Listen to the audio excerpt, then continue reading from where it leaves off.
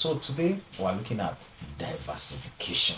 Everyone has heard, don't put all your eggs in one basket. Even though we have new theorists that talk about put all your eggs in one basket and watch it. Okay, that's another theory we'll look at for another day. But today, what we want to look at is do not put all your eggs in one basket, because when you put it in all one basket, something happens to that basket, then there's a problem, and that problem is going to be a whole lot of prices. So if you have money in one asset classification and something happens to it, it vanishes, then it's a big problem, because you begin to look at how you will also vanish. So over time we've heard of quite a number of people who had everything invested in crypto, and when there was a very big deep, and the deep keep getting deeper, a lot of people lost their lives with it. And it's not really the best way to live. Even the Bible will say, in Ecclesiastes 11 verse 2, it says invest your money in several places. Put your investment in several places, because you do not know which risk lies ahead. Other translations will say things like you do not even know which bad luck is ahead. I I've lived long enough to know that in this world of ours, you know, there are bad lucks. All right, there's a lot of risk, okay, either due to natural occurrence, or maybe due to human failure, human negligence, and even human wickedness. Bible will says that the heart of man is desperately wicked. Somebody will tell you, put your job, okay, let's do our job, bring all of the money. Tomorrow he disappears. He was only trying to get his money to leave the travel, transfer money to, or flight ticket money to leave the country, and he's gone. So if that is all that you have, then it's going to cause a lot of pain, and you are going to learn, and you'll learn the hard way. Okay, so today we're looking at diversification. Okay, it is important that assets are spread across different asset classes. We have the stock markets where people buy shares. We have the real estate. Okay, we even have investments with government through the treasury bills and through the bond. Then we have our basic savings, right? Where you have your money, you can easily access it as the need arises. Then we have the mutual funds. We have the ETFs, what we call the exchange traded fund, and several of them. So the point is that you have your investment spread across them.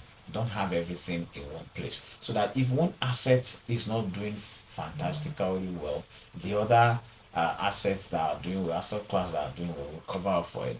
So if I start from the stock market, for example, you want to buy shares. You don't just buy shares across one sector. For example, the financial sector, where you have the banks and the insurance companies, and other asset management firms, for example.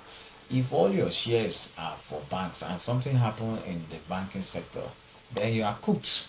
So you want to do some banks, you want to do some insurance companies, you want to go into some construction company, you want to even go into manufacturing companies. So you have a bit of this, a bit of that. If all of them do well, good, fantastic. You have achieved a lot. All right.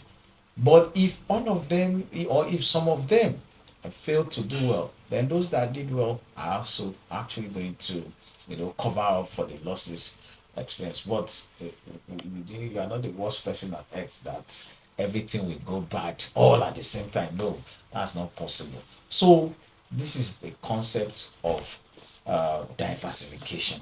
You put your assets in several places, even in real estate. You do real estate. Maybe you go to Moe, you invest in Moe. You go to another place around within, you invest. This is all the same area. No, when you invest in Moe, you move, go back to areas like Lekki and Boy, but you look here and invest. So you are spreading your investment. Even right in real estate, you are not doing it at the same place. Okay. Then in treasury bills, sometimes we know the treasury bills. We have that of 91 days. We have that of 180 days and 1 year, which is 365 days. You don't just invest everything okay for 365 days. No, you break it. You have some bringing in money after 90 days. You have some bringing in money after 180 days, and you have another portion going forward rest for 1 year period. So this is diversification, this is risk management, because we know that most times your treasury bills and bonds are safe, right? Because they have the backing of government, because most time we assume that governments do not fail. All right, but we've seen situations where some governments in other countries have failed. I think Greece is a very good example. So we diversify, put some in, here, put the others there. At the end of the day, if all do well, fine, and if all fail to do well, God forbid, it's not possible. Okay, if some fail to do well, those that did well are going to cover up for you. So today, I encourage you, diversify your portfolio. Okay, don't put all your eggs in one basket. Spread them. Thank you, and see you next time.